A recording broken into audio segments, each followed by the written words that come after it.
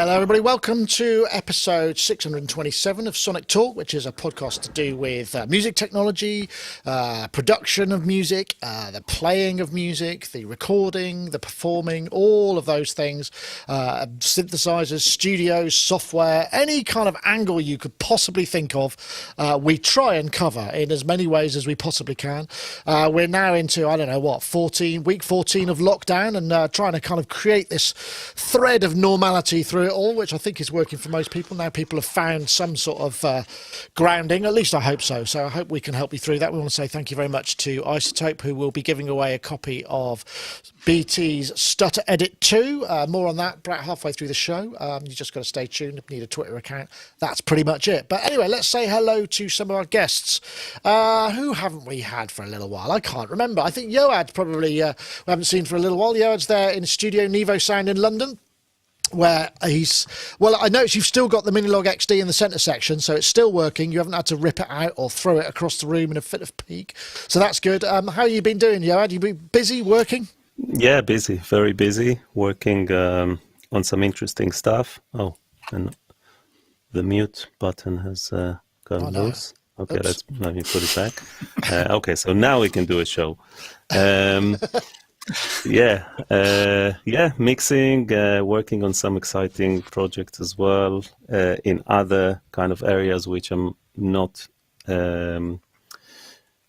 doing very often. So this is always exciting and a challenge. And of course, I do my wave stuff, and we're working on some exciting new projects. Quite diverse and interesting. Glad to hear it. Well, lovely to have you aboard, Yoad. And we'll pop over to the south coast in Brighton, where we've got Mr. Matt Hodson. How are you, Matt? Matt's an educator, performer, artist, and producer, modular expert, all of those things, and a mountain bike owner. Because we were following it. I was following a thread on Facebook where you're going, I need to get a mountain bike. And believe it or not, looking at me now, I used to mountain bike a lot. I used to mountain bike about 100 miles a week off road, and I've loved it. So I don't know if the technology is the same, but you're going to be out there in the mud soon, right? Yeah, looking forward to it. I suppose it's one of those things where, I live near the South Downs, and one of my things just to get me out the studio, and I say this a lot to my students, is just getting out in the countryside is amazing. It's really good for the mind, blows the cobwebs off. And I think I'd quite like to have a go with the old mountain biking. But, of course, everyone's buying a mountain bike at the minute, Nick, and you can't get them. Oh, you go into a mountain bike shop, there's like two bikes. One of them's got stabilizers on it, and the other one is just like some penny farthing mum advised. Yeah. So it's all online shopping, and I've gone down the rabbit hole, of course, of like dual suspension, hardtail. I didn't know what a hardtail mountain bike was until yesterday, and all this sort of stuff. But that's kind of my world right now, as well as messing around with all this stuff. Well, one thing I will say about mountain biking. In my sort of 30s, I used to get quite a lot of anxiety and sort of stress. And I found that mountain biking, particularly of the kind of adventurous kind, when you're zooming down a hill with imminent fear of actual, physical danger, it makes the adrenaline that you get and the endorphins you get for a reason sort of balances it all up. Because if you're anxious and you're scared or whatever a lot, you end up the adrenaline you get there's no sort of reason for it, whereas at least it's like, I'm gonna hit that, then that's actually, it's got a good purpose, and it feels like it aligns things up, but it's kind of good. I mean, it's not the only solution, but it's one that worked for me at the time. So anyway, glad to hear that, Matt. And we also have Mr. Charles Chicky Reeves, who's there in London. Charles, I see you have your Chicky and Coco screensaver up because you released some new material, I believe, didn't you? chickyandcoco.com? Yeah, I did, but I didn't quite finish it yet. You still told doing me, it. but you said. I know. I've been trying. It's just there's this band that's out of San Francisco that I just it last minute came in, and the tracks, there's like about 100 tracks per song, and it's massive vocal arrangements, and so it suddenly has taken up all my all my time. So I suddenly had to jump over to that because that's work. Immediately paying. It's immediately paying work as opposed to maybe long-term paying. And understandable. Yeah, so I did that, and but I will I actually have a recurring screensaver, so that's the one for today. I thought you were going to say recurring nightmare about not finishing work. No. But no, that sentence didn't go the way I expected. But I'm glad it went in the direction it did, rather than the one I was in my own mind. But that's my own neurosis showing. Anyway, lovely to have you all aboard. It's a pleasure. I guess we can get onto some subjects. I'm going to paste this in the chat room because I'm trying to sync up my links with the time it happens. So here we go. So actually, the reason I got you've probably seen this all over the place. They've got a massive marketing campaign going on. Tourbox is this kind of custom controller with lots of wheels and buttons, and you can assign key commands and macros and stuff to it. It looks actually very cool. They are pushing it at the visual artist at the moment, but I'm sure it has just as many useful features for audio. And one of the reasons it came up, they contacted me as an eminent YouTuber, don't you know, would I like to take a look at it? And I think I probably will, because I think it could be kind of cool. That compactness of all of those controls, and particularly the scroll wheels and whatnot, could be very useful for certainly video editing and you know, many other things. And I know that it's called Tourbox. I'm just trying to find the actual. Let's say, yeah, we'll stop it there. It's got that jolly feel-good mandolin crap that they put over everything. Anyway, Tourbox, yeah, there it is. I think you can get them for about $169. So it's not terribly cheap, but by all accounts, it's pretty cool. Now, who is it who's doing kind of anything visual that might find this? I mean, well, I'll start with you, Yoad, because you went for you've got the little steampunk the knob. Do you have a hanker for having a little bit more under that left hand? Always. However, I looked at their at the website, and they have like kind of an online user's manual with videos and stuff, but I couldn't get the videos to actually play. So I was trying to see what it can do for me, basically. So I didn't quite get what it can do. If you can assign it, I suppose you can assign it to a scroll wheel which can replace this, because all this does is a scroll wheel, basically replacing the scroll wheel. So if you have that plus a few modifiers, because you know the left hand is always doing the modifiers, and then I have this, so I can just very easily use the scroll to hover above any parameter on the screen and change it. So that would be cool. I would like to see how you can. I couldn't basically get the settings page. Yeah, they do seem to have. I mean, that's why I will take the hit, and I've said, well, because I wasn't clear when they sent an email, and it was all that sort of random YouTube approach sort of nonsense, and it's like, so are you asking me to review it? Because yeah, okay, I'll have a look at it, but it will be a review, you know. Yeah, thank you. So I will. I'll take a look at that. But I know these kind of. I don't know, Matt. I mean, you know, you're living in Bitwig now, or doing a lot of stuff in Bitwig, where I'm sure there's an enormous number. Is everything key commanded up? Yeah. Can you do a lot of custom stuff, or is there still quite a lot of shortcuts missing, or how's it? Yeah, no, you can write your own. You can do your own key commands and stuff like you can with Logic and all that. And I'm sure we all go into our favorite DAWs, and probably the first things we all do is set our key commands to get our workflow going as quickly as possible. But yeah, Bitwig, you know, I spend a lot of time working in the grid in Bitwig, which is essentially, I guess it's a mixture of reactor blocks and Max MSP all in one, and it's, you know, sequences and stuff. So for what I tend to do is draw a lot of unusual envelope shapes, which you can do in there using their sequencer and things like that, actually, or even creating envelope shapes which you can then run at audio rate to create wavetable oscillators. And drawing those kind of shapes, I think you could do something really intricate with this. I mean, straight off the bat, what you've got with this, you know, you've got that big dial in the middle, and you can just push it to the side and it will do shift, click the top and it will do alt. Push it down, you've got space. You know, those things are already mapped for things like Photoshop and Lightroom by the looks of it. Like Yoad says, you've got your left hand. Well, for us right-handers, left hand's usually hovering over Command, Shift, Tab, and control, basically, when you're on a computer, and a lot of the time in any DAW. So this would, I kind of remove that, and I don't know, it would kind of feel weird not having your left hand sort of hovering over that left hand side of your keyboard anymore. And because it's so small, you could actually house this little unit, the Tourbox. You could maybe even sit it on your lap. You could, if you found it ergonomics quite nice, you could actually have it quite far away from you if you want a little stretch while you're working, on your DAW, because we are a little bit like this, aren't we, sometimes? Yeah, and it's bad for posture. And I have to always remind myself to sort of stretch and open up your chest a little bit. So I'd be up for like sticking it above my head on the wall. Maybe put it in another room.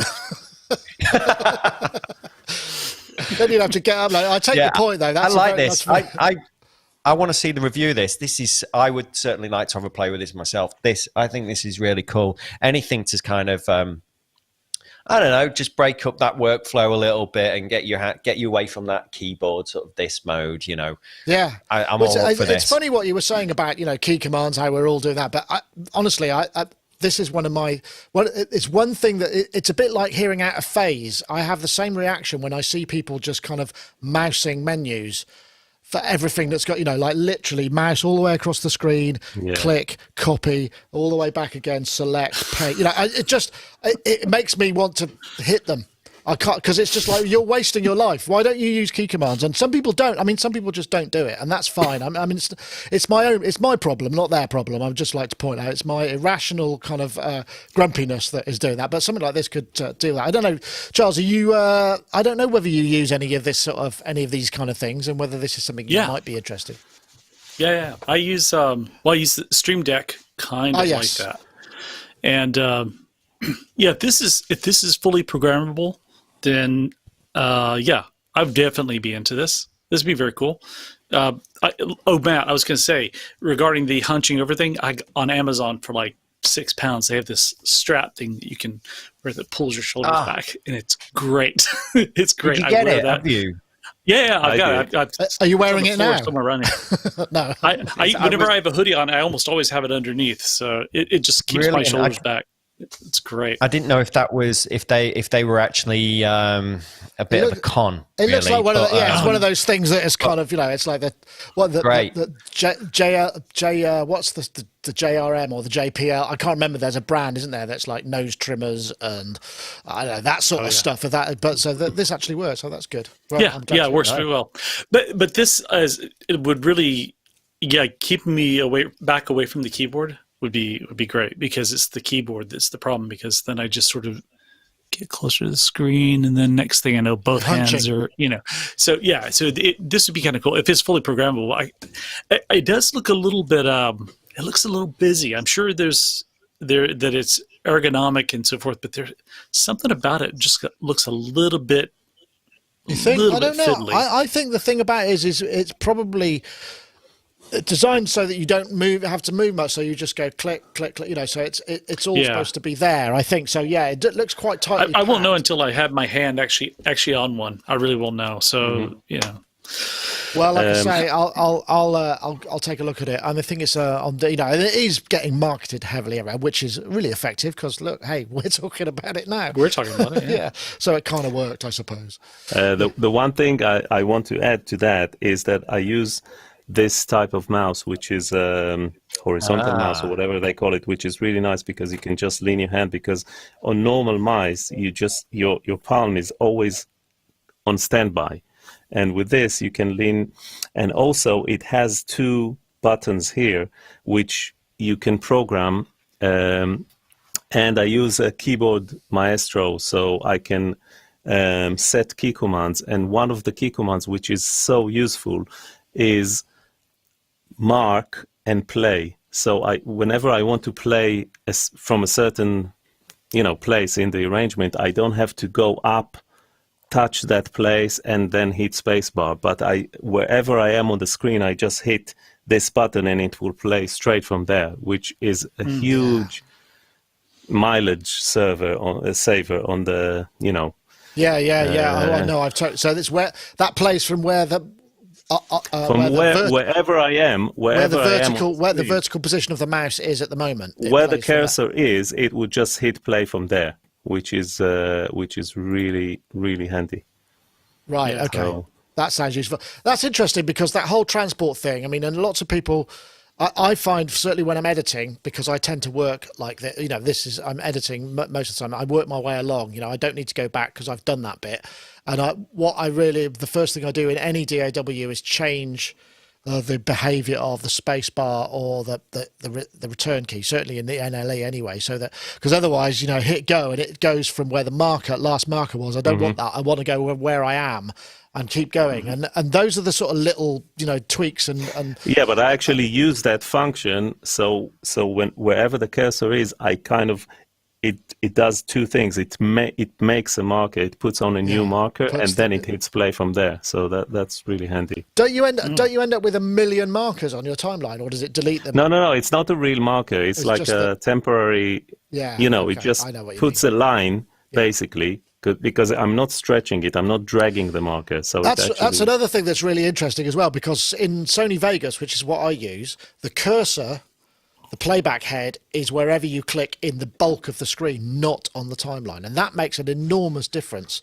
So, you know, and I think most DAWs should have like a little modifier key that basically just says playback head from wherever my mouse is, not having to go up to the top and go click and then come back down again, because that's the thing I find that, you know, those repetitive motions. So you've kind of got around that. But like I say, in Vegas, you click anywhere in the timeline, and that's where it goes. It will select the event underneath it, but it also puts the playback head there as well, which I find really, really useful. So, yeah. Yeah. So you said Studio One does that, right? Yeah. Studio, when you have like in your edit window, anywhere you click that's sort of an empty space, yeah, it'll play from there. That's a good idea. But yeah, this thing sounds pretty cool. Yeah. Anyway, so we got into the minutiae of the GUI logic for playback heads. Yeah, well, you know, that's our thing, isn't it? You know, with this, absolutely. That's what we're supposed to be doing, surely. Yeah, and sorry, another. I don't want to take the whole show talking about that, but another really useful key command in Logic is play from the left of the screen. So when you zoom. I have a control space, so what I see on the screen, I can always play from the left. Right. Okay. You know what I mean? So that's also a really kind of cool navigation tool. I use that a lot, because no matter where you zoom, if you want to play a little bit like 2 seconds before something, then you just scroll to the left to reveal 2 seconds before, and then play from the left of the screen, if you know what I mean. Okay, yeah, I understand. That's great. So that's a really nice workflow as well, yeah. Things to try at home, kids. Excellent. Okay, nice one. Right, so I'm just wondering, maybe we should do let's do the message from our friends at iZotope, because iZotope are giving away Stutter Edit too. So let's do that now, and then we can crack on with some other stuff. From the mind of composer and electronic music pioneer BT, in collaboration with iZotope, Stutter Edit 2 brings movement to your mix, faster and with more versatility than ever before. Stutter Edit 2 lets you slice audio into razor-sharp rhythms and moving effects, creating exciting new rhythmic worlds within your music.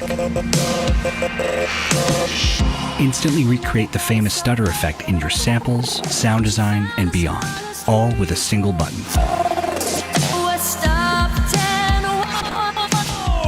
Control a vast array of studio-quality effects, all linked to the timing of your stutter edit, making it easy to add filter sweeps, panning effects, pumping dynamics, and more.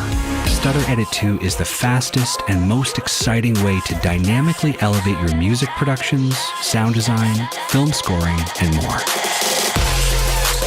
Head to iZotope.com to download a free 10-day trial, and check out our other Creative Suite products too. Yes, indeed. Please do. And of course, we have competition, which we run every week. And iZotope very kindly have created a prize for that. If I go to here, you can win a copy of Stutter Edit 2. We're looking for, that looks like audio womble, but it's not. It's actually audio wormhole is the word. It's one of BT's super descriptive terms for his thing. So hashtag audio wormhole as one word, and the hashtag Stutter Edit 2 to @Sonicstate and @iZotope Inc. If you tweet that, plus any other stuff you can fit in the tweet, we're always happy. Pictures, whatever, any other comments. I know that we both monitor that, both us and iZotope. Please do. So the hashtag audio wormhole and the hashtag Stutter Edit 2, the number 2 to @Sonicstate and @iZotope Inc. And you can enter to win the competition. And we have a winner from last week's show who is, I can pronounce their handle, which is really kind of a bit of a rare treat for me. It's somebody called Vic20. So @Vic20 Synthwave, Dallas-based synthwave, retrowave producer, Bandcamp. Yeah, if you want to go vic20.bandcamp.com. Or if you want to get in touch, Vic20, whatever your real name is, please do, because you've just won a copy of Stutter Edit 2. Thank you very much to everybody. So let's get on to this one. Now, this was a late comer because Charles actually mentioned this to me last week, and I forgot to put it in the notes. So I hope you've had a chance to check it out. So this is it's called Factorsynth 2. It's the latest one, and it's from a guy called JJ Bird. And it's a Max for Live plugin, I believe, and it's doing some really smart stuff under the hood. It does now what do they call it? Matrix factorization that decomposes audio clips into a set of temporal and spectral elements that you can then sort of pinboard and cross-synthesize with other audio waves. I mean, it's a really interesting concept, and I've not had a chance to play with it, but the musical examples are really very good. So you can sort of split it up and pan things individually. You can apply one loop to another one, and it sounds like vocoding, but it's really not. It's lots of really interesting stuff going on here, and drawing in all sorts of waves. I'm playing more than I usually do just because I found it actually quite interesting. I'm going to come to you first, Charles, because you said this is really cool. So only runs in Ableton Live, unfortunately, and that's sweet, or if you've got Max for Live. But kind of cool, right? It's very cool. I used the first version. I used that. I guess it's been out a couple of years now, and I found it was a little tricky to get my head around at first. But that's one of the main tools I've used for doing remixing and stuff like that, because I can just sort of explode a part out and just grab what I want of it and discard the rest. Or it's so hard to explain what it does, but it is a recombining of temporal and spectral components of music to create new components. So if you wanted your voice, or a voice that's in a mix, if you want a voice triggered by a hi-hat rhythm, or not even the voice, but just the timbral qualities of the voice. Or you want to shift the beat around in something and leave all the rest of the music intact. It's a strange device, but this new version, it's cleaned up. It makes a lot more sense, and he does some really amazing stuff. Plus, the guy who makes it is a really great pianist too, and I think his specialty though is AI stuff. He does. Yeah, he says it's got some sort of machine learning going on. Oops. I've lost you. How is it? I'll start that again. I'm sorry so often. Because it's a Max for Live thing, it seems to me like it's probably really pushing the envelope of what's going on. How is it in terms of CPU hit?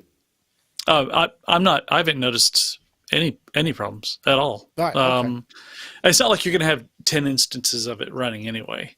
But I've never had a problem really. This computer I'm running it on is the iMac Pro, and so it's a pretty powerful computer. So it doesn't really sweat under anything like that. But yeah, it's cheap and it's great. And if you have $49 the first version, the first version, it's a free upgrade to the second version. So why not? No brainer. I know, Yoad. I mean, I don't really understand Max for Live. It's something I know is taught a lot in courses, and perhaps Matt will have something to say about that because he probably teaches it or at least understands it. This looks like quite a complex thing, but kind of an interesting take. Absolutely. This makes me want to, run Ableton Live just for that, because it looks really, really good. And with regards to the CPU, so I assume that when you load, so it's not running on live input. I assume that you have to drag a file. The majority of the processing takes place when it analyzes, Yes. and then it applies machine learning to identify kind of basically spots which are similar to each other, and then it's just a matter of using FTP to separate those. So it's like running a few kind of FTP-based EQs, if you like. So it shouldn't take that much CPU. I imagine that it will have some delay, or when you analyze it, when you drag the files to it, it will stop for a minute, think about it, and then so the majority of the process will take place in the analyzing kind of stage. Okay. But that's very short, though. It is very short. Sorry, what does FTP stand for, Yoad? Fast Fourier transform. Right, okay. FFT. FFT, right, okay. Yeah. I understand. Okay. Well, that sounds like it's going to be, I must try it. I mean, I haven't actually got round to it. But, I mean, presumably, as it's Max, you can probably open it up and look at what's going on under the hood. I don't know. Do you? Yeah, Matt's nodding. Yeah. I mean, this is where we usually start. In fact, probably most people who started playing around with Macs, a good place to start with Macs is reverse engineering. Download a patch from somewhere, open it up, and start figuring out actually how it's been put together. Even if it's just a very simple monosynth someone's made with an envelope, a VCA and a VCF on it, or something like that.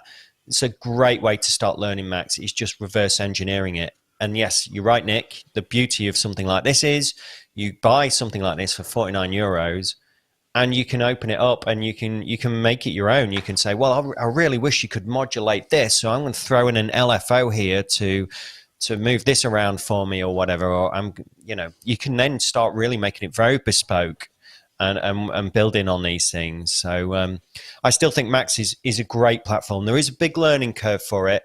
This one also runs in standalone Macs, so you don't have to have Max for Live, by the way. You do need to do a little bit of tweaking to get it to work, but there's a disclaimer on this at the bottom of the website about how to do that, to get that running in a standalone version of Max. You just go to usage from Max in the manual for this, and then you've got it running with Max, and then of course you can then run it with Logic, Bitwig, Pro Tools, whatever, Max. As long as you get them talking together, it's happy days.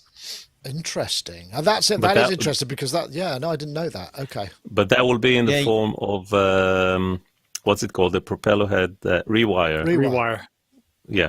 So or IAC bus or something, right? Or IAC, using the internal IAC bus, I tend to have a little bit better. I don't know. It just seems to work better than using the Reason one for me, just because it's sat there embedded within the Mac OS. But this looks so cool. I mean, sometimes I'm doing some programming and I might listen to some tracks referencing stuff, and I'm like, I really like that hi-hat pattern.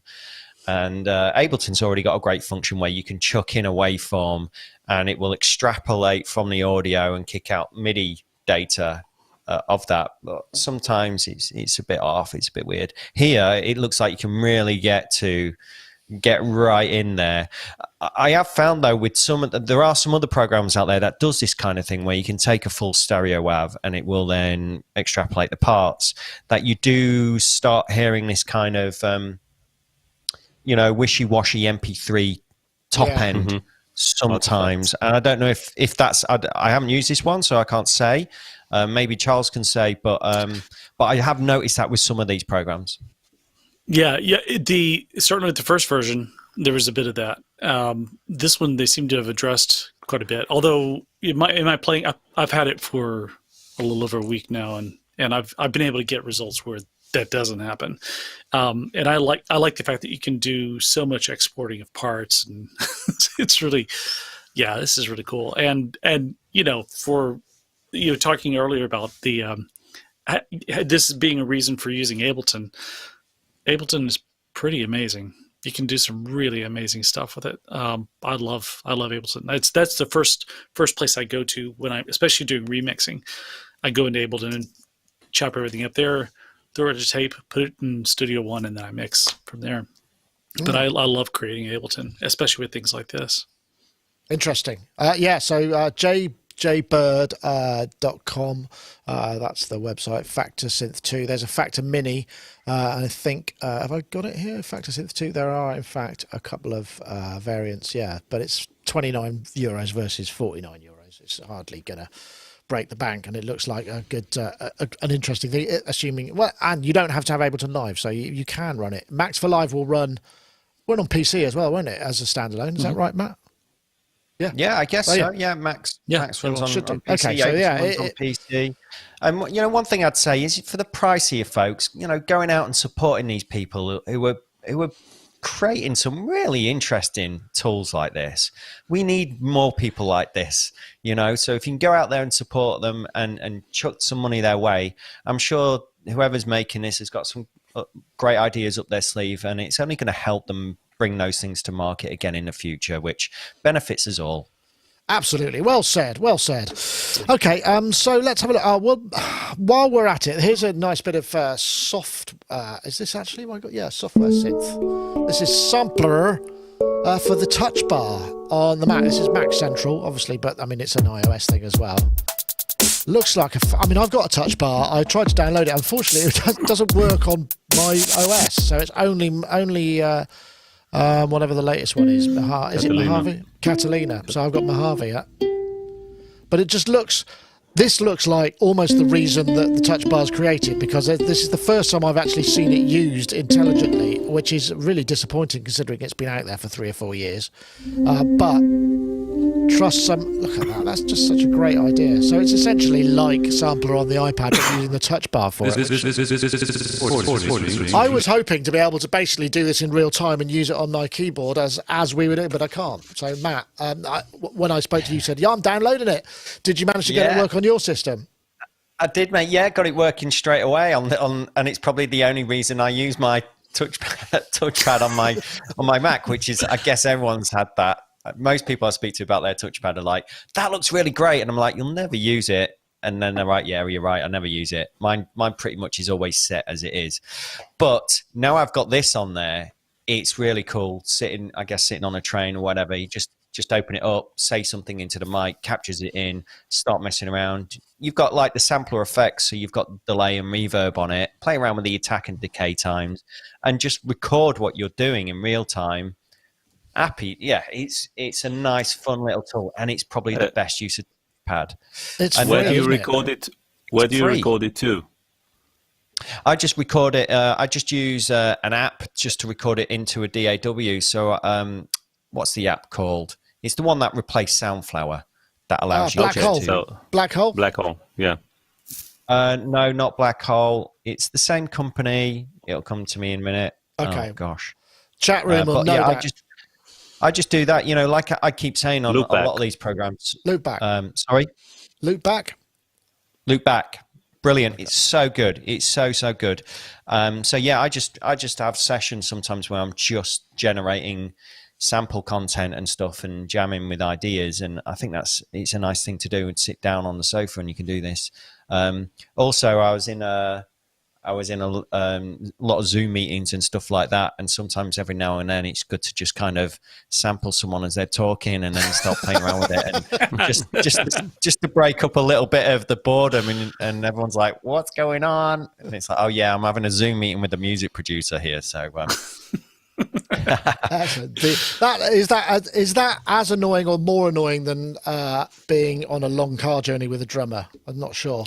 Oh, it's totally, yeah. It's super annoying. It's fun for me, but not for anyone else. And one thing I'll say about this, I'm seeing rumors about future Macs, and there's talk about getting rid of the keyboard and replacing it with glass. And I guess that would then bring it in line with kind of essentially having a full touchpad on the Mac laptops in the future. I mean, this is speculation, but if we do go down that route, obviously we've suddenly got, oh wow, man. I mean, an iPad? 2 iPads. Yeah. I mean, yeah, you've basically 2 iPads, and you're using all your digits here to do your mixing and stuff. I was watching a video the other day. I don't know if Yoad's using this, but the new remote that you can run on the iPad for Logic just looks really great. There's a guy sat at the back of the room just playing around with the new remote, just doing a bit of tweaking, a bit of EQing or whatever. Sat at the back of the room, or whatever. That's how I do live shows sometimes. That, but that looks great. I don't know. Sometimes I do live shows like that. My console, my Digico, I just connect to it with my iPad, and I can actually stand out far away in the audience just to listen to how things sound and mix from there if I wanted to. Or have you ever had that backfire where you're out there going and something needs muting right away, and for some reason you lose connection and you have to rush back and stop the howling feedback or anything? Yeah, I haven't had that happen, mostly because you have to hide your network. That's the main thing. Because if you don't hide your network, there are 10,000 people in the same room trying to connect to that network at various times, and that causes things to slow down a bit. But no, as long as you hide the network. But I think this is cool. This is a good use of the touch bar. Finally, I've had to play with it, and I'm really into shortwave radio. So not as in broadcasting, just like shortwave radio. And so I'll go through and I'll find something that I like, record it for, however long. And then it stores it in Dropbox, which shows up at all my devices, but it shows up on my laptop as well. And then I just, open the file using that. And then I was able to rearrange, songs coming from Iran. It was very strange. It's a great toy. I like Samplr a lot too. It's in the same way. I like that. It's just good use of the touch bar. Finally. Yeah. Well, I do use it. Well, I don't use it every day here, but when we were at shows, I use touch bar to launch scripts and various other things. And the guy that one of the team, he got a Mac. He was always a PC guy, and he got it so that it would do stuff like it connects to his Raspberry Pi, so it can say how hot it's running, how much disk space is left on the network drive, all this kind of really cool stuff. So you can do some really cool programming on it. It's just most people don't. That's the thing. There's something called a Better Touch tool, which is a really cool way of getting into it and creating your own buttons and macros and all sorts of things. And that really opens it up. And I use that, for stuff like, okay, back up this drive to that drive, do this, do that, switch on the auto sensing of SD cards and renaming, all those kind of things that I don't want on all the time. But I haven't had a need to use it recently. It's just not necessary. So I guess that's not an issue, but well worth checking out. Well, this software is pretty cool. Yeah. Just to bring it back. Exactly. Yeah. So it's great. So let's have a look. I wasn't sure whether to go for Theoryboard or Chris Hurd. Does anybody have a preference at this point? Can we do both? We probably can. Okay, let's go for Theoryboard. Now, Theoryboard, if you remember, it came out. It was about, I think it was 2017. It was a Kickstarter. It was basically a chord manipulator, and there's a new version. This is the one. Theoryboard. It's a music theory MIDI controller, a new type of instrument, as well as a composition and production tool. It allows anyone to make music. Now, a musical scale is a set of notes. When someone's playing in key, they're playing only the notes of the scale. So let's go ahead and choose a scale. The Theoryboard takes the single notes of a scale and maps them onto the pads on the right-hand side.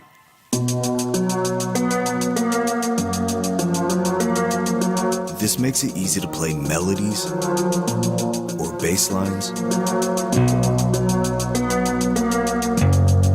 What's really cool then on the left-hand side are all the chords that will go with the notes on the right side, which he's going to get to in a minute. Basically, you have all of the right notes at your I'm sure this is Keanu so Reeves. It's impossible to play a wrong note.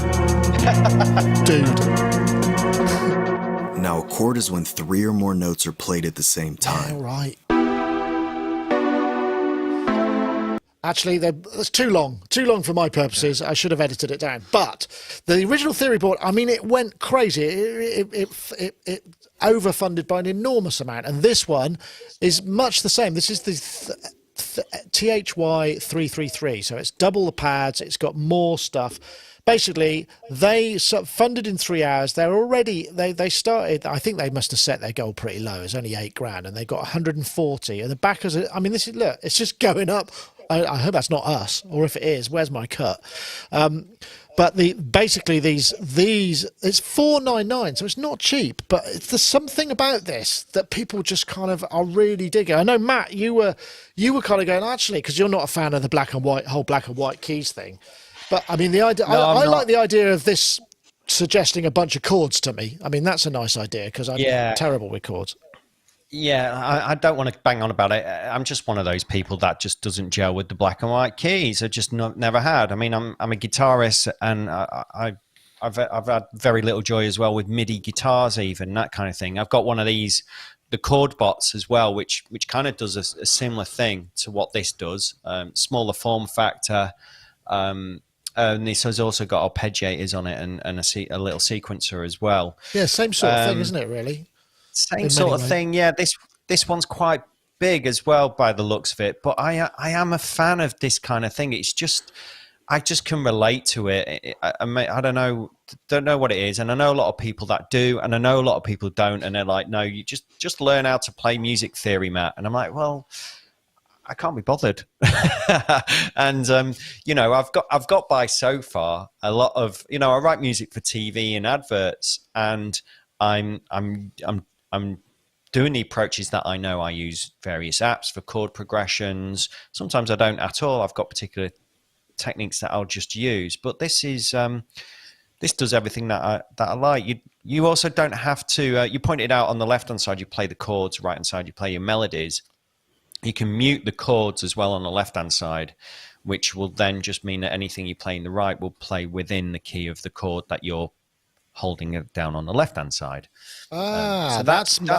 Kind of interesting as well. I do notice, I'm just looking at this, I didn't realise this, but at the top row has got essentially like Stream Deck buttons, which has the actual notes that those chords would apply to, which actually is kind of cool. That would be very useful. So, I mean, there's obviously a real desire for people to understand music theory and to be able to break out of that, because we all get into these kind of creative blocks. You put your hands on a keyboard and you always reach for the same. I mean, I'm doing it all the time. I'm flipping presets and I play the same old riffs, the same intervals, the same stuff. I mean, that's just the way it's human nature, isn't it? You go, because I don't really want to go and have that on camera. I want something that I know is pretty safe, going to be melodically all right. Yeah, I think these things can help you. We do sometimes repeat ourselves, and every time I get a keyboard, I just go straight for a C minor chord. I don't know why. I always play it. And what you've got here, it's going to suggest to you chords. I've watched the video, and it's going to suggest to you chords that you might not have gone to before. Oh yeah. And then sparks fly, and you're like, "That's nice. There's something interesting about that progression." And then, you know, it takes your productions off in different ways. So I wondered if is there a way where you can press a button and turn this into a step sequencer as well? Because I mean, its size of it and the way that the buttons are laid out. It'd be cool if you could just like change it into, that. Firmware update, please. Yeah, hello, or drum pads or something. I don't know if they're velocity sensitive or anything. I'm not sure. I'm just looking because the thing that was cool about the center section was the fact that you could just hold a chord down, and then there are buttons to change inversions, change complexity, drop the middle note, drop the bottom note, rise the top note, and that sort of stuff is kind of handy. And I think that looks like it could be a lot of fun. And I don't know. This is sort of. Have you got any room left in your center section for something like this? Well, you know, since I've been starting move the faders, so I have quite some space here. That could be really cool. My two questions are: is it velocity sensitive, and does it have aftertouch? The first is obviously more significant. Because if it doesn't, then that will be a shame. If it's just switches, it's still very useful for arpeggiators and stuff like that. But if you can, it's got to be. That'd be very expensive. I'm looking. Well, you say it's, but it's actually got a lot. I couldn't see it. I couldn't see it on there. So I think that they would be advertising it if it was. But it looks nice and it's colorful. And it's definitely something to think about.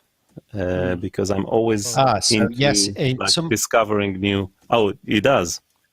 Yeah. So somebody's asked in the comments, does this have velocity sensitive? They've responded, the creator, and they've said yes. It's got polyphonic aftertouch. Which one is that? Is that in YouTube? No, it's on their Kickstarter page. If you go to comments, beg your pardon. Go to comments and then do a Command F, and I just. Oh, wait a second. Sorry, I beg your pardon. What happened there? Let's have a look. They just saying that they need to add it to the description. Thank you for pointing it out. So it's just something that they haven't added there we go. in the description. Velocity sensitive and has polyphonic aftertouch. Okay. Wow, hello. That's amazing. Hello there. That's amazing. Useful. Yeah, that's there amazing. We go. I would definitely consider having that. On here, I guess. That's pretty interesting. When's it? I don't know, Charles. Is this looks? It'd be kind of cool to have. I mean, it looks like a nice, colourful thing. It is. You know what? So obviously I've got a lot of keyboards around here. My main keyboard that I use is Ableton Push, or Push 2, and the scales mode in there. I use that all the time, which does the same sort of thing. It doesn't do the chords part, but it does if you want to stay in a it's easy for me to say specific key or something. Yeah, and it can be any number of abstract. But I use the Ableton Push 2 scales function constantly, and I did that because, like Matt, I just every time I'd sit down at a keyboard, my right hand would play a B flat dominant 7 second inversion chord every time. Me too. Every single time. And so I just I need something that's going to break me out of those patterns, and so I started using the Push. And the thing is with the Push is you can also change the way it's arranged. And so it's constantly an evolving instrument. But it's the only thing that I don't like. I mean, I agree with all of that. But I also find the problem with Push is you can then, it's something like this. You might just be able to kind of turn it on and literally go right here, and then you're done at the top level, rather than having to go inside and kind of go, I decide what, scroll through all those, change this, change that. I think that would be kind of this. Just to say, this is actually a really long running campaign. It runs till September. 56 days to go, and they're looking to deliver in December. So they've obviously kind of figured out something to optimize the way that the finances work for that, and they did incredibly well on that. But yeah, it does look kind of cool. But $499 it's not an insignificant chunk of change. I mean, that's an expensive controller, but if it does all of these good things, then that's got to be pretty good news. It's the same price as the Push, basically. Push is £500. So, well, yeah, that's true.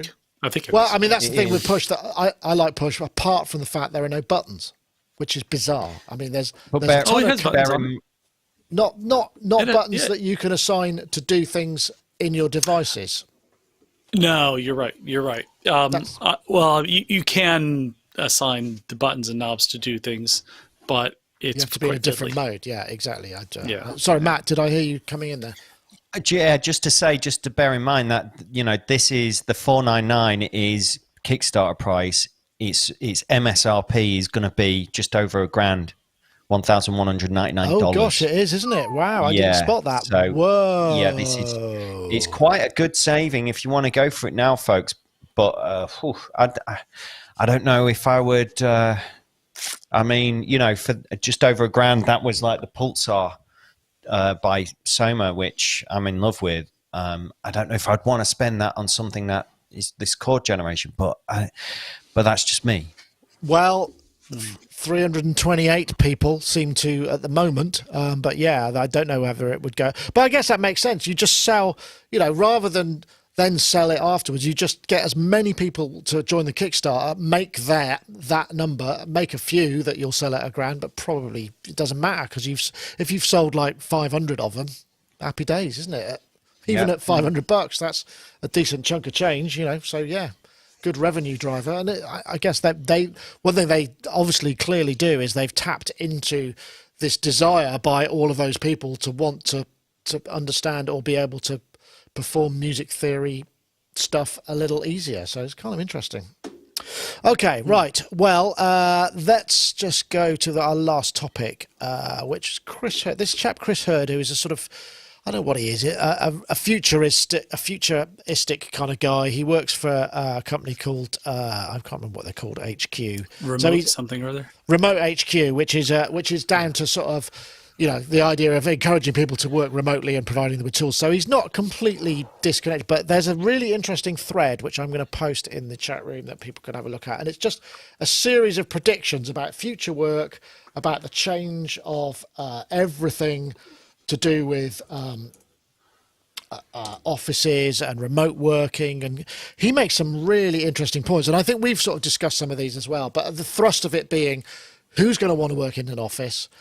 Companies what companies are going to want an office, because it costs maybe in central London it costs you maybe 20-30 grand per seat just to have people come in who then spend 10 hours a week commuting, which is parts of their life they're not going to get back. And he predicts all of these things which are very interesting, like the kind of work-life balance change, the being at home more, having more time and concentration factor to pursue your hobbies rather than just being able to listen to podcasts on the train home or whatever. And there are lots of really fascinating predictions here, and it's well worth a look, just whether you agree or disagree. And I just thought, first of all, perhaps a quick discussion of that, and then perhaps we could get onto the question that might rise, which is how have you changed your working habits? I know a lot of us work remotely and in our own spaces anyway, but there's bound to have been some kind of shift because we're interacting with people who don't, I guess. So, Matt, I guess, I mean, you're in education, so, I mean, I guess that's a really difficult one, because if I was paying for a course, I'd kind of want to be in a room with a bunch of people and have the experience. So it's maybe a different dynamic for you. Yeah, and it has been when lockdown went into effect in March, we had to jump straight into like, how are we going to deliver and give students the best experience of delivering a music production course online.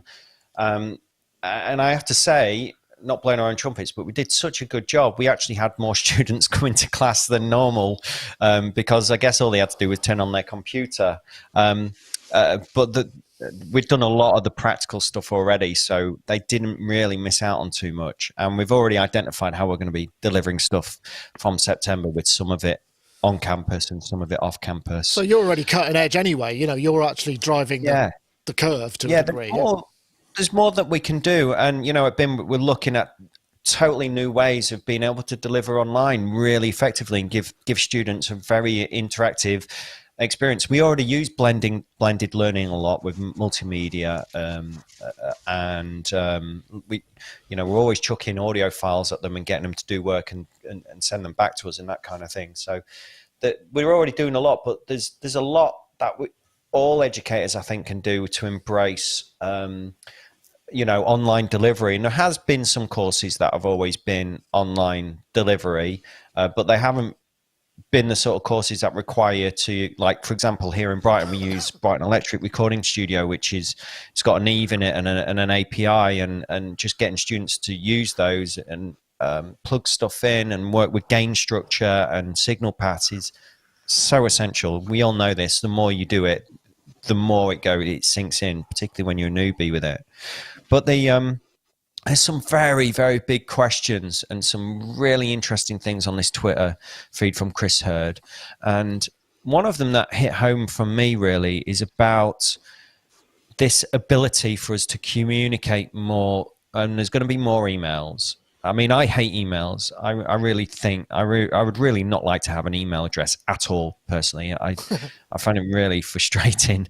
And I'm much more about picking up the phone or Zoom calls and that kind of thing.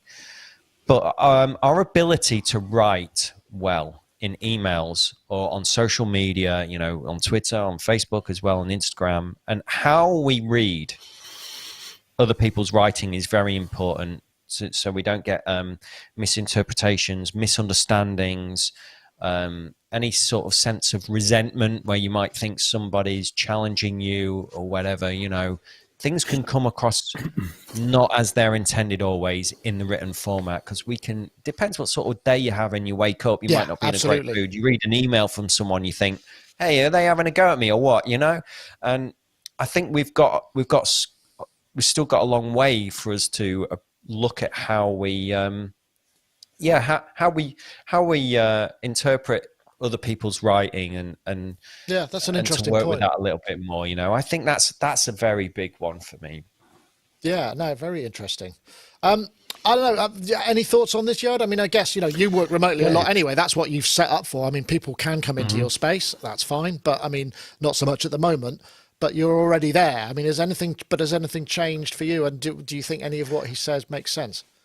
Well, the main thing that's changed is obviously that people don't come to the studio, which I miss because I like writing together and producing and all that. I've been doing remote mixing for ages.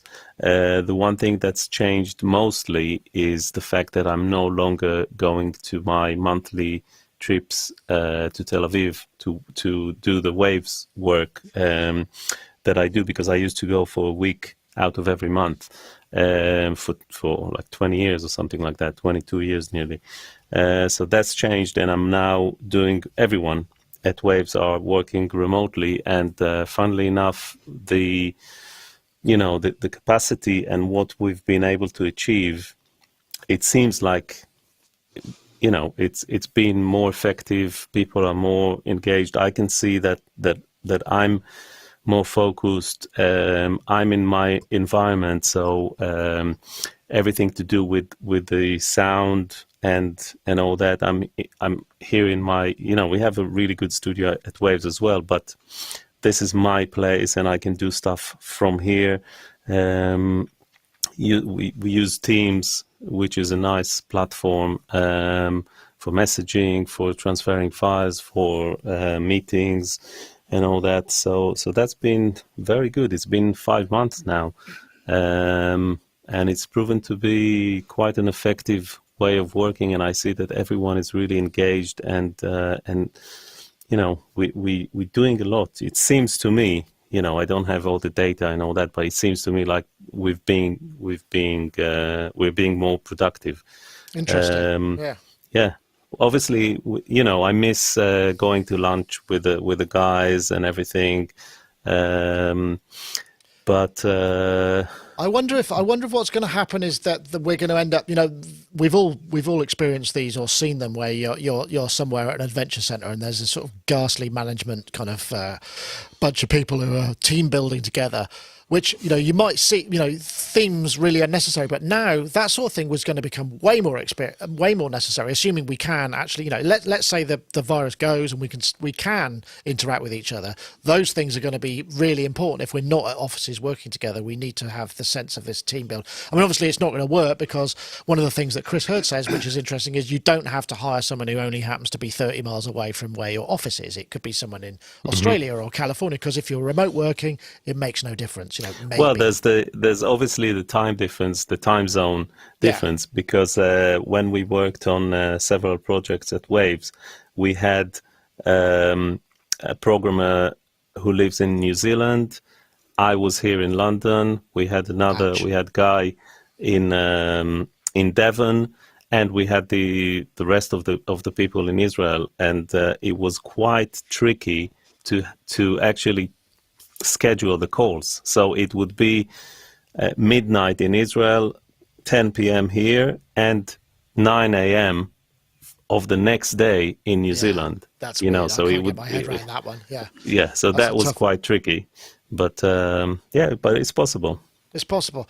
I know, Charles. I mean, I know you've discovered workflows and whatnot that have enabled you to actually do more work and more quickly.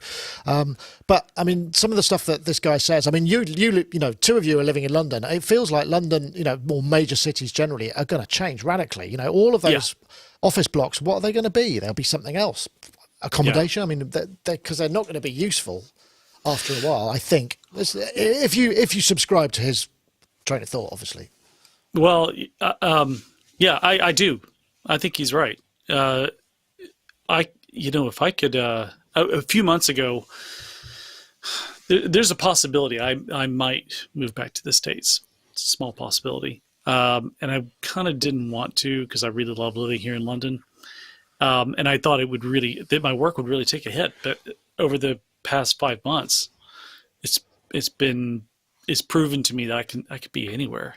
I could be out in the country here. I could be, anywhere and work.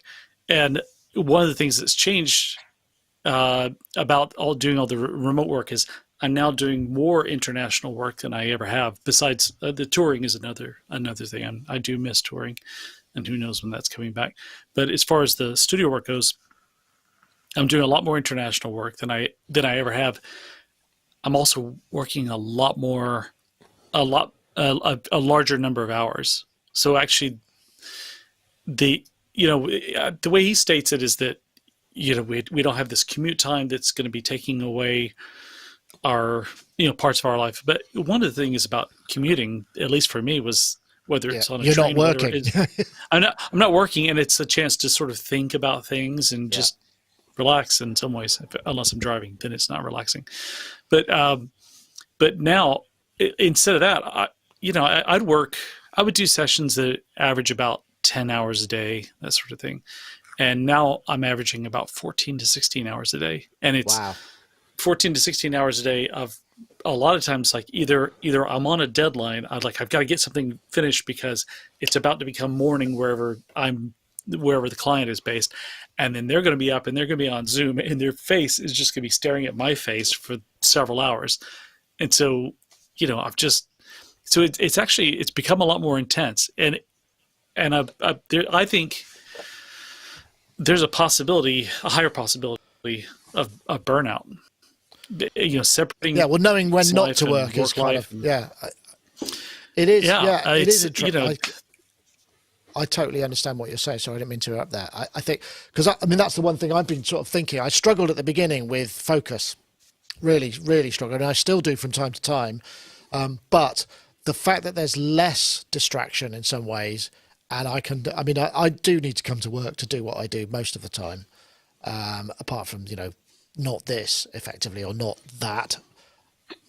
And it's easy to fill all your time. You think, I need to be more productive. And you take the opportunity. So that's probably something that we all need to figure out, because you can easily end up working all the hours there are just because you're never away from the workspace, because if it's at your house, then it's your house, and it's so easy to go. Whereas I generally have to come to work. So, I can see the whole thing. The whole thing is it's a big adjustment. I thought, in many ways, while the causes of the lockdown were upsetting, there was a part of the lockdown I was sort of looking forward to. I thought, oh well, this. my being a bit of a homebody, this is what I've been training for. But it has really bled into this whole work-life balance thing in a slightly negative way, where I'm just working crazy hours and getting 4 or 5 hours sleep a night if I'm lucky. Interesting. I found for me just setting up a structure for each day. So writing down how long I'm going to spend doing particular things, when I'm going to schedule in breaks as well, when I'm going to schedule in just a Zoom hangout with a couple of other mates who are in the same thing, and we're just going to chat about production, or not even that, just geek out about something we're watching on Netflix. Just scheduling that in. Otherwise, your days can just blur and the hours can just blur. And you can procrastinate, or you can work too hard and not have any breaks, and you realize, oh my God, I haven't stood up for the past 5 hours. I haven't spoken to anyone for 3 days. And I think those are all really important things, and that will only come, I think, if you've got a little bit of discipline to create a little bit of structure. Because, like Charles says, these are new times for us, and it's a big change, and we all have to be responsible for ourselves to kind of change with this and bring about change within ourselves and our practices, I think. So that's a very good point. I think you're right. Rustic Ink in the chat room was repeatedly asking, because I didn't notice, how do you avoid ear fatigue working those sort of hours, Charles? I mix very low.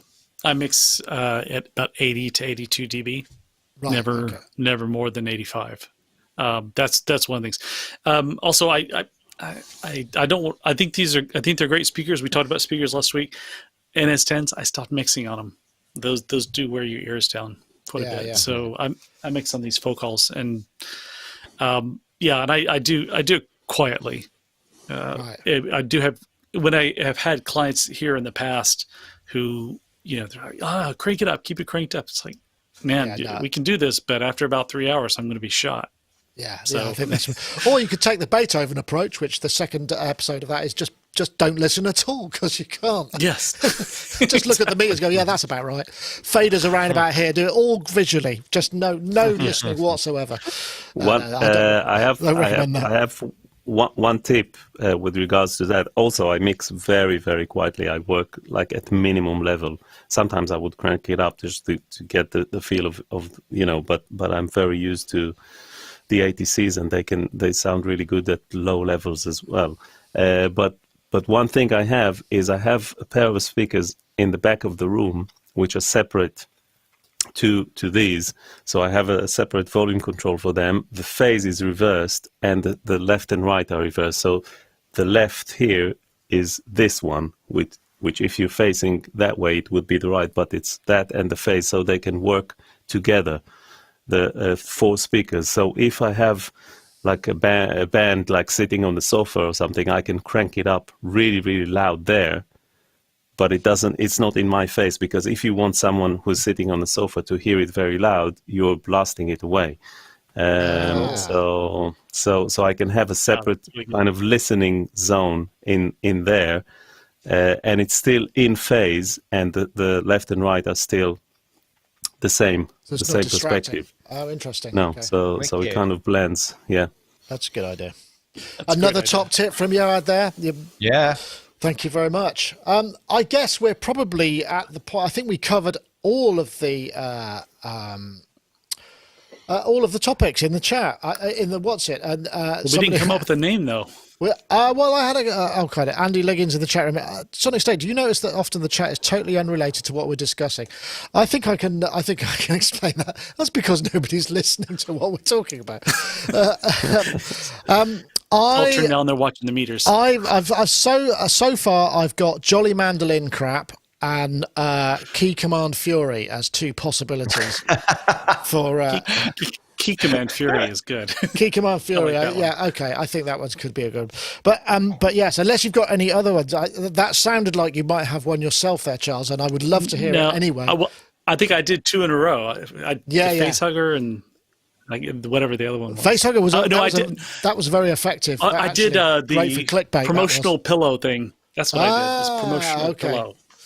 Are you keeping a score? Maybe I should have like a spreadsheet so that we can kind of at the end of the year, person who came up with so many. You still got. I do still have my promotional pillow. So there you Excellent. go. Chicky and cocoa pillows. I'm going to get some face masks made too. What about that strap thing you was on about? What's that? Oh yeah, I should get one of those that's branded Chicky and cocoa. I don't know where it is though. I'll find out what it is though, and I'll send you the info. I could call the show after it. Call a show. Yeah. Oh, yeah. In that case, some sort of harness, shoulder harness. Man bra. Man bra, yeah, that's right. Moob something or other. Man bras and Key Command Fury. Yeah. We'll I'd watch that film. I'd watch that film, yeah. I'd make that film. Right, chaps, thank you so much for joining us. It's been a pleasure as ever. And don't forget, if anyone wants to join and enter the competition, I should just pop this one in here. If you want to win a copy of iZotope /BT Stutter Edit 2, we're looking for the hashtag audio wormhole, which is one word, the hashtag Stutter Edit 2 to @Sonicstate and @iZotope Inc. And if you tweet that, it will get put into the pot and may well get chosen. Who knows? So that's it for this week. We want to say thank you very much to all our guests. Thank you, Charles. Lovely to have you. Oh, there's a wave. That's sort of mime. We could do a kind of Charles. Yeah. And yes, I suppose. There we go. Room. Trying to get out. Well, thanks for joining us, Charles. It's been a pleasure as ever, and glad you have the time. And also, Mr. Matt Hodson, thanks for joining us. Are you doing more streams? More videos coming up soon? Yeah, people in the chat room keep saying about it, and now I've got my hearing back. There's no reason why I can't. I've been doing some really interesting stuff recently, some new kind of routing and some revelations about using Bitwig with this and Ableton as well. So I might just turn on the camera sometime and do something and share some of the things that I'm discovering as I'm going along, mainly with the use of feedback and distortion. But I just wanted to give one shout out, if that's right, Nick, to James Robinson contacted me on Facebook because the last show that I was on, I asked a question, which was, can anyone recommend a piece of hardware or software that can take an audio input and then allowed you at that particular time then to play chords with it? So you could essentially record, speak your voice and play chords with your voice in real time. And he got back to me and he said, yeah, there's one piece of hardware that can do this. And it's the Deluge, which is something I've not played around with myself. But he's got some really cool stuff on his Facebook page. His name's James Robinson. I just want to say thanks for him to shout out about that and bring it to my attention. And he showed me, he's done a little video, and you can take an audio input into the Deluge, and yes, you can in real time play chords with it. It's really great. So I'm going to check that out. But thank you, James. That's a good one. I would thought TC, if I'm understanding you right, TC Helicon does some stuff like that as well, doesn't it? Where you can I've got one of those audio input. It's over there on the desk. Okay. The VC, I don't forget what it's called. Also, I think you can do that with the organelle, the Critter Guitar organelle. Okay. I think so. I'm actually going to check it out because I have one over there, and it's just a Raspberry Pi basically running it, I think, or something like that. Oh, and I've got a really cool new use for a Raspberry Pi. A friend of mine bought one, and he's put it in his housing, and he's loaded up with 12,000 computer games of every sort of console you can think of: Amiga, ST, Neo Geo. You know, everything's on it now. So I've got the ultimate procrastination machine. It's just been delivered today. Excellent. Is that in a games console format as well? So have you got like a joystick and buttons and stuff? Or you could just use a PS4 controller or Xbox or whatever. You just connect by USB or wireless. And it's got every sort of game on it. And it's the main sort of cartridge emulators of it. But it scales up to 720p and it's HDMI output. Better than the originals then, yeah. Yes. Sounds like fun. Well, we'll see you in a couple of months then. Yeah. Lovely to speak to you. And of course, Mr. Yoad Nevo there in Nevo Sound. Lovely to have you on as well. Thanks for joining us. Thanks. I guess Happy you'll be back to work work yourself, right? Yeah, I just need to do this and I'm on. Then you're on, yeah. And what you need on the other side, so you just turn to your left and you've got your mixing desk, turn to your right and there's some kind of fabulous drinks trolley. That's in my mind what I'd like. You know, I know it. I've been there. It's not that, but that's what you should have. Some hugely sophisticated sort of cocktail preparation area. I'll think about that. Yoad, lovely to have you. Thank you very much. And also Mr. Charles Chicky Reeves. Hopefully you'll have time to finish your chickyandcoco.com stuff and we can see it. I'm supposed to finish this song that I'm for the San Francisco band. I'm supposed to finish that tonight. Then I have a bit of time, and then next week it's kind of all booked again. So there you go. Wow. Well, good for you. Good for you. Yeah. Well, that's it for this week. Thank you very much, everybody. Thanks for watching. I'm going to hit their wave. We could do our wave off into the sunset. See you all later. Thanks very much. Bye-bye.